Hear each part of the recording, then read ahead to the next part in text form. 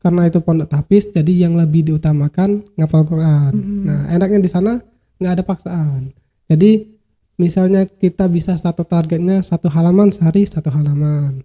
Kalau misalnya bisa 1,5 atau setengah halaman. Aku percaya kalau misalnya kita sudah nulis satu mimpi dan kita yakin bahwa itu kita bisa, ya pasti terjadi walaupun butuh waktu bertahun-tahun kan, nggak bisa instan. Orang pengen di posisi kita tapi kita pengen di posisi orang lain. Lebih ke rasa syukur kita, lebih ke memperbesar hati kita. Nah, ketika kita sudah berdamai dengan diri sendiri, berdamaikan dengan pikiran kita, insya Allah kita nggak ada lagi yang namanya galau.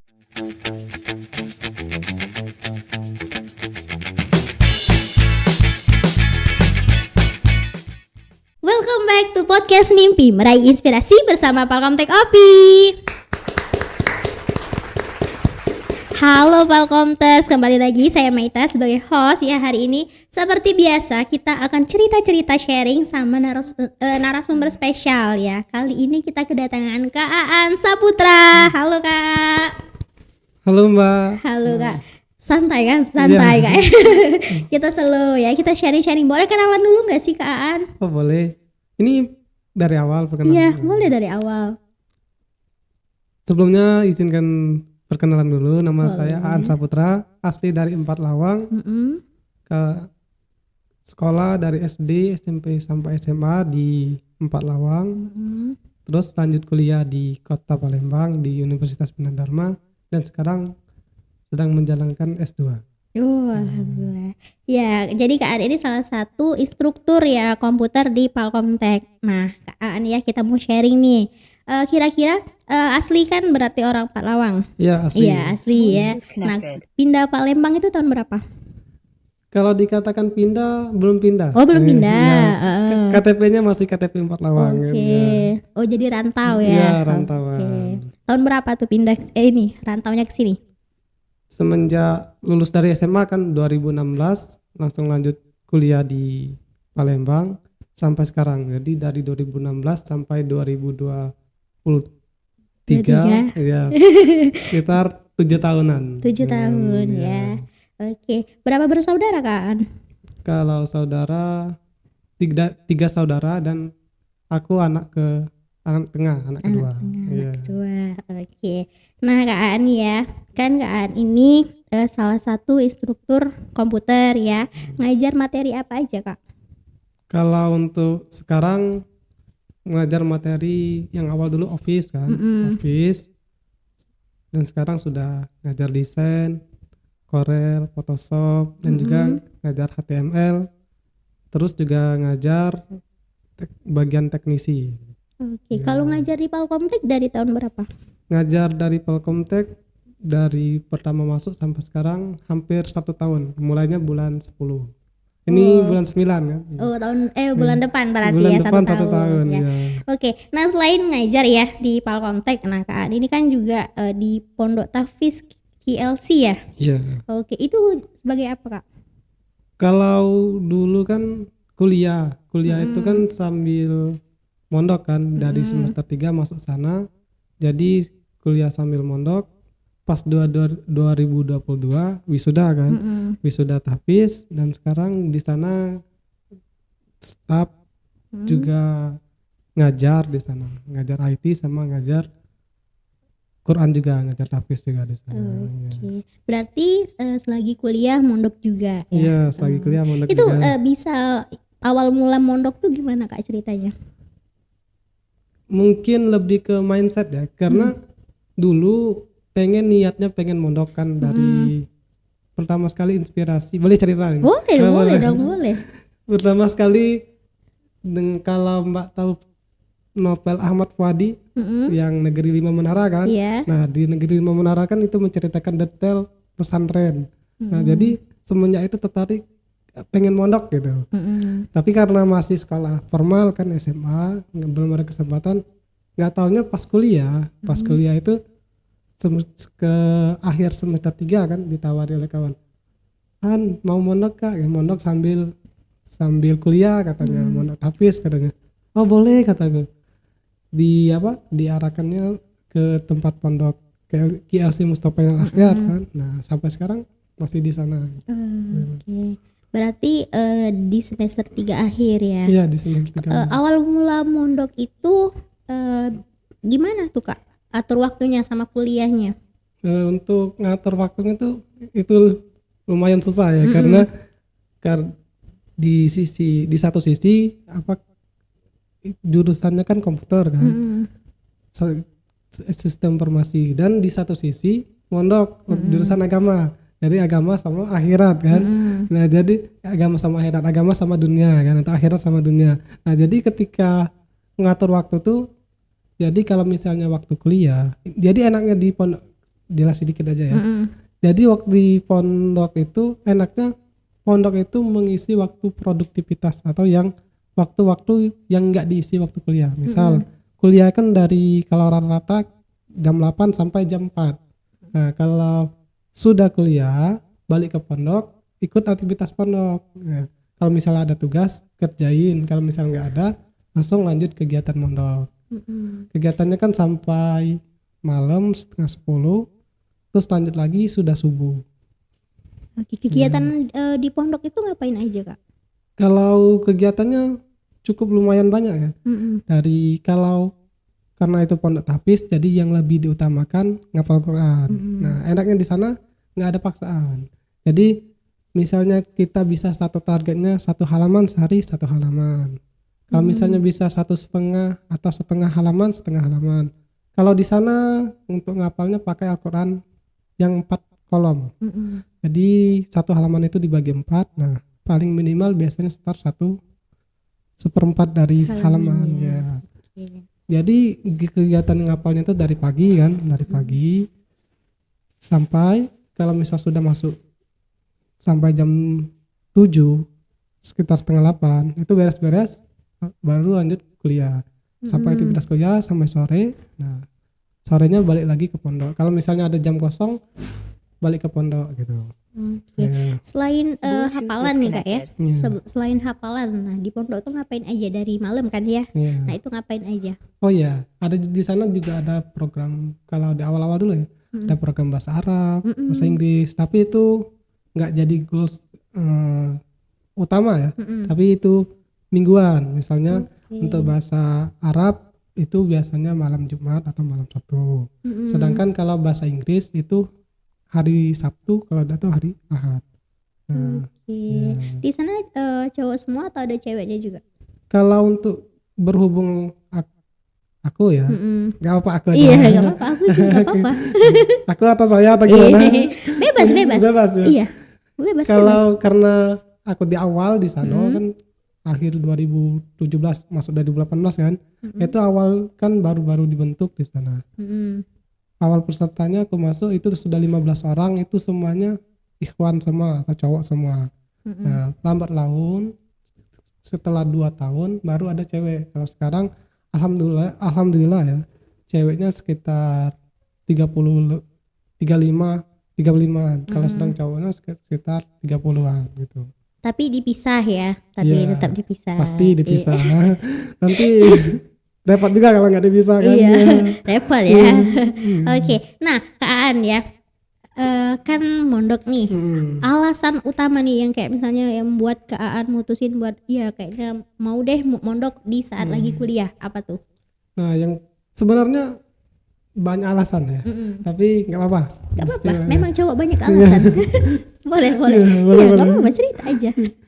Yang pertama alasan karena kemarin kan akan kuliah kan ngandali beasiswa kan. Nah, dari beasiswa itu kan juga untuk bayar kos, bayar makan dan lain sebagainya. Nah, otomatis cari tempat kan, dari tempat tinggal biar bisa mengurangi pengeluaran kos atau pengeluaran. Tapi di lain sisi memang tujuan awalnya dan dari SMP ya, dari SMP itu pengen ngapal Quran. Dulu pas kelas 8 itu targetnya, kelas 8 masih ingat ya, ditulis 1 hari targetnya 1 ayat. Nah, jadi kalau dihitung itu sekitar, kalau misalnya seluruhnya kan 6.600, sekitar 6.236 ayat. Nah, itu bisa sampai 10 tahun lebih. Nah, dari umur hitung-hitung 24 tahun selesai. Tapi sekarang ternyata belum sampai kan, belum sampai 30 juz. Nah, jadi ketika ngapal, proses ngapal itu dah sebagai niat aja sampai SMP. Tapi setiap perjalanan itu selalu didekatkan dengan orang-orang yang ngapal Quran. Dari boleh cerita dikit Iya, ya? nggak apa-apa. Dari SMP kan, dari SMP itu memang niatnya pengen ngapal Al-Quran. Nah, pas kelas 9 didekatkan dengan kawan yang memang sudah punya hafalan. Nah, ya di kelas 9 tuh, nah masuk kelas 9 pokoknya kita ngapal, kita baca Yasin kata kawan. Sedang di sana posisi aku baca Quran masih berantakan dan lain sebagainya. Tapi aku ingat apa? Ingat pengen bisa baca Quran, pengen bisa ngapal Quran. Nah, jadi proses-proses mereka sudah punya 2 juz, ada yang 1 juz, tapi sedangkan aku masih belum terlalu bagus bacanya. Terus pas SMA didekati lagi sama kawan, malahan ada kawan yang sudah 5 juz hafalannya. Nah, walaupun di sekolah formal kan, dia sekolah di Palembang, aku masih di 4 Lawang sekolah. Pas kuliah nggak taunya ketemu sama itu komunitas yang bisa ngapal tapis gitu. Ya, jadi sana berkahnya luar biasa gitu. Dan aku percaya kalau misalnya kita sudah nulis satu mimpi dan kita yakin bahwa itu kita bisa, ya pasti terjadi walaupun butuh waktu bertahun-tahun kan, nggak bisa instan dalam waktu 1 bulan tercapai, nggak mungkin. Benar. Jadi berproses Iya, Kak ya. berproses. Oke. Jadi Kak Aan sejauh ini nih ya sudah berapa juz nih? Kalau ditanya hafalan malu sebenarnya kan. Gak apa-apa dong. Iya. Tapi nggak apa-apa sih kalau nggak mau jawab juga nggak apa-apa. Kan rahasia Betul, ya, ya. rahasia. Tapi ada, Tapi ada insya Allah ya berproses ya. Iya. Nah Kak Aan kan kalau dilihat-lihat nih Kak Aan kan pernah juara catur juga ya. Iya. Itu pas zaman kapan sih Kak ikut catur tuh? Kalau catur gimana sih bilangnya? Ada satu hal momen yang bikin aku tuh, aku harus bisa catur loh, kan gitu. Di SD, pernah di SD kan baru belajarnya catur. Nah, ketika belajar catur itu dipanggil oleh guru kan, main catur kata guru. Menang ternyata asik main catur karena bisa ngasah otak kan, ngasah kemampuan berpikir, strategi dan lain sebagainya. Pas kelas SMP, bukan SMP, masih mau lanjut SMP kan, masih SD, ketemu sama yang di dusun itu hebat kan main catur. Pas lagi kumpul dulu ada PS kan dekat untuk yang rental dan lain sebagainya. Ada catur di sana, diajak kawan, main. Pas main tau nggak, dibantai 7-1. Iya, terus? Dan triknya itu yang dikasih yaitu trik yang 3 langkah mati gitu kan. Nah, jadi bukan kesel, jadikan motivasi, harus bisa catur. Pas SMP digiat lagi sampai di SMP itu sudah ikut kejuaraan kan, sudah ikut lomba catur. Kalau di kelas meeting dapat juara 1 kan, kalau di kelas 8, kelas 9. Pas SMA itu lebih naik lagi. Itu levelnya enggak lagi sekolah tapi kabupaten. Nah, di kabupaten dan itu pertama sekali juara catur, dan bukan pertama sekali ke Palembang ya. Nah, pas Olimpiade matematika baru pertama kali ke Palembang. Masya Allah. Jadi Kak Adi ikut juga Olimpiade matematika ya. Jadi walaupun senyum-senyum jago matematika ya. Itu tahun berapa sih Kak Olimpiade matematika itu? Kalau itu tahun 2013-2014 ya kan, itu kan kelas 1 SMA kan. Nah, di Olimpiade matematika itu karena dulu seneng matematika kan, memang seneng hitung-hitung, jadi didaftarkanlah oleh guru, ada ekskul matematika kan di sekolah. Kayak tahunya menang gitu. Dan itu pertama sekali ke Palembang. Iya, dulu sempat itulah, setiap yang kita yakini pasti terjadi. Dulu kan di kelas 9 itu kawan-kawan, aku sudah ke Palembang, ke sini lah, main ke sini lah, ke Ampera dan lain sebagainya. Jadi kayak satu gus, aku pengen ke Palembang kan. Biasa kan dari kampung kan ke kota kan. suatu saat aku pengen ke Palembang. Itu pas kelas 3 SMP. Gak taunya di SMA-nya 1 tahun kemudian baru terkabul bisa ke Oh, ke Palembang. Palembang. Sekarang sudah 7 tahun di Palembang. Bagaimana rasanya 7 tahun di Palembang, Kak? Alhamdulillah. Alhamdulillah ya. Yang jelas Oke. pemikirannya kalau misal di kota itu kan kita lebih gimana ya, kalau misal bukan merendahkan di dusun kan, akses suatu kegiatan itu kalau di kota tuh lebih leluasa, wawasan kita juga bertambah gitu. Oke. Nah, kan Kak Aan ini juara umum juga di sekolah ya. Jadi awal mula Kak Aan bisa pilih, maksudnya masuk ke Universitas Bina Dharma terus jurusan Sistem Informasi, itu awal mulanya gimana? Karena kan Kakak kenapa nggak pilih yang pendidikan, yang matematika gitu atau yang catur gitu? Kenapa tuh pilihnya Sistem Informasi? Nah, sebenarnya ceritanya tuh agak sedikit unik ya. Iya, boleh, unik, boleh. Menurut aku tapi nggak Iya. tahu pasti orang lain. Boleh. Dulu jujur Mbak, kalau pas SMP SMA itu aku bukan paling tidak seneng. Aku tuh pengen belajar komputer tapi terkendala tidak ada fasilitas. Nah jadi aku pengen belajar komputer tetapi itu malu gitu. Nah maksudnya nggak berani, takut meledak dan sampai ada kawan aku tanya, "Han, pegang aja, nggak kan meledak laptop ini, nggak kan rusak, waya-waya cuma ngetik," katanya dia bilang gitu kan. Tapi aku masih nggak berani kan. Nah sebenarnya ketika SMA itu kan karena juara umum jadi pertama kali dipanggil oleh guru kan. Kata guru, "Han, kamu mau jurusan apa?" Aku bilang kan dulu pengen teknik kimia kan. Nah tapi kata guru, karena sudah ada sertifikat matematika, juara olimpiade matematika, diarahkan aja ke matematika kan, pendidikan matematika di Universitas Bengkulu kan. Nah diarahkan ya, katanya gini, nanti kalau misalnya kalau milihnya teknik kimia itu kan katanya agak susah, katanya masuk di Unsri. Dan itu kan pertarungannya nilai kalau nggak tahu sekarang, kalau dulu namanya SNMPTN. Nah jadi ketika tes itu, jadi aku ikut di saran guru pendidikan matematika dan alhamdulillah itu lulus. Gitu. Itu lulusnya di mana? Lulusnya di Bengkulu, Universitas Bengkulu, dan alhamdulillah itu juga langsung beasiswa bidik misi kan. Nah, terus dan 2 bulan dari itu juga ada lulus itu STIS, kalau tinggi ilmu statistik kan. Nah ada 2 pilihan kemarin tuh. Biasanya kalau misalnya lulus di statistik itu kan langsung ke Jakarta kan, tidak ada lagi tes lain atau langsung tes kesehatan. Nah tapi pas zaman aku ini Mbak, jadi nggak taunya ada tes lagi yang namanya TKD. Pas di zaman, nah jadi pas tes ke TKD itu nggak lulus. Nah jadi tesnya gagal, padahal itu kemarin katanya tes kesehatan aja, sudah latihan kan, sudah jogging untuk persiapan kesehatan, tapi nggak jadi kan. Jadi nggak jadi di STIS. Nah yang Unip ini juga dilepas ya, karena sudah fix di sini kan. Nggak taunya dua-duanya gagal. Di Unip dilepas duluan karena nggak bayar daftar ulang kan. Sedangkan di STIS nggak lulus. Nah terus ketika bingung kan mau kemana, mau pas di kuliah, kata kawan, sudah katanya kamu ke Palembang, tempat aku dulu aja.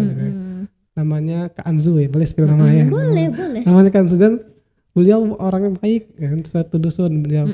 Kayak gini, Aan mau kuliah di mana katanya? Kata aku kan nggak ada biaya kan. Gak apa-apa aja, karena masih ada kan data bidik misi yang dari Unip kan, nanti bisa diajukan katanya, milih mau, tapi kalau untuk yang negeri nggak bisa lagi katanya, yang swasta katanya, mau Bina Dharma, PGRI atau itu katanya yang satu lagi itu Muhammadiyah. Tapi katanya pilih aja Bina Dharma aja karena itu komputer. Nah di sana Mbak, dan ini sudah cerita panjang-panjang kan, di sana aku nggak bisa komputer, nggak bisa apa-apa jujur ya. Bukan komputer nggak pernah, tapi harus masuk jurusan komputer karena ini jurusan paling bagus katanya. Karena akreditasnya di Bina Dharma itu kan A. Nah pas lulus tes itu, jadi memang belajar otodidak. Jadi ketika orang di kampus itu ngetik sudah 10 jari kan, beda dengan aku mbak, aku lebih canggih lagi 11 jari. Jadi telunjuk 2 kan, satu-satu kan, jangankan mau ngetik ya, tombolnya aja posisinya nggak tahu kan gitu. Ya, tapi di sana belajar. Nah, alhamdulillah sekarang sudah senang sama komputer. Senang sama Gitu ya, komputer, gitu mbak. ya. Oke, jadi awal mula kuliah itu memang belum tahu sama sekali gitu ya? Pure belum tahu sama sekali mbak. Betul. Ya. Jadi kenalan sama komputer atau laptopnya pas di kuliah. Pasti kuliah, ya. Kan pernah gagal nih kak ya, Iya. masuk universitas nih. Kan ini juga tahun ajaran baru ya. Iya. Nah, sempet ngerasa down nggak sih kak pas gagal? Pernah nggak? Nah, jujur kan kalau kata orang tuh paling berat tuh skripsi dan lain sebagainya pas bagi aku yang paling berat pas gagal di itu mbak. Pasti gagal, stis nggak lulus, unip dilepas. Nah itu yang paling berat, dan itu jujur pas gagal itu aku nangis mbak. Aku nangis aja bukan karena menyesali, tapi ingat orang tua. Jadi karena nggak ada pilihan lagi, kalau misalnya kuliah sudah kerja paling ada kan, atau balik kampung. Yang aku pikirnya kayak gini, gimana lah perasaan ibu aku kan, dengan single parent dan lain sebagainya. Tapi yang buat aku semangat gini, ketika aku nelpon beliau, kata beliau malah semangati aku, yang sabar nak, aja bilang, yang sabar nak. Jadi di sana, oh ternyata orang tua itu benar-benar kasih sayang beliau tuh bukannya dia ingin menjatuhkan atau bikin akan misalnya kecewa sama, justru beliau yang ngasih semangat kita untuk lebih bersemangat lagi. Nah, dan itu aku ngerasa benar-benar jatuh ketika skripsi itu kan sudah agak lumayan berat bagi aku, tapi masih berat waktu gagal dulu mbak. Kira-kira pas lagi down nih kan ya kak, selain dari kata-kata dari orang tua, untuk kakak semangatin diri sendiri itu gimana sih kak? Untuk semangati diri sendiri tuh kan dulu sebelum kenal Quran tuh mbak, orangnya agak temperamen kan, agak mungkin karena lebih ke karena orang tua broken home kan, terlalu banyak konflik kan. Nah jadi ketika gagal benar-benar downian dan ditawari kawan kuliah, ya aku terima aja gitu. Ketika terima dan jalani berproses, ketika itu ditawari masuk inisiasi gitu Pak.